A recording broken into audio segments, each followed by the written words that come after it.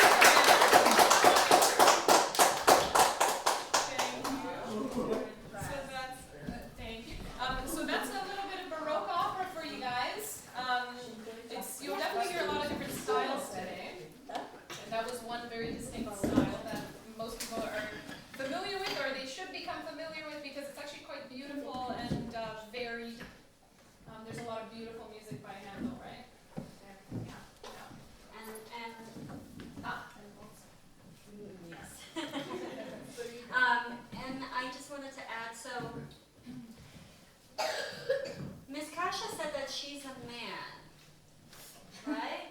In that opera. Yeah. In that opera, which is very common, sort of, back then. Yeah. Why? Well, Does anyone know? there are children, you know. It's a very, Right. it's a little. It's okay. Well, okay. So I will. Okay. I think it's okay. So in these operas, they would actually put in the roles that today mezzo-sopranos like me sing, they would actually put castratos in those roles. So those are men that, when they were still boys, they were castrated. Like the dogs. And in order to preserve that youthful sound, and so their voices never dropped like a man, but they developed the lung capacity of a man, and they were able to sing through vocal cords that were not actually mature. So they had these very ethereal, heavenly voices that are very hard to know what they really sounded like today, of course, because the practice is not legal to do that. So yes, so that is why. And then in the 1800s, slowly mezzo-sopranos actually started to take over those roles because the Italian government deemed that it's cruel to castrate the young. Yeah. Thank you. Yeah. Actually, a very interesting historical fact, since we're on the subject, a lot of these boys, so they were castrated because they had interesting sounding voices, but many of them did not have careers, so it was like the family was taking a big risk in doing this to their son or grandson or whoever it was to them. And oftentimes they didn't even really reap the benefits of that. So now we're doing a Mozart. Yes. Moving on. Mozart. Who can tell me what about Mozart?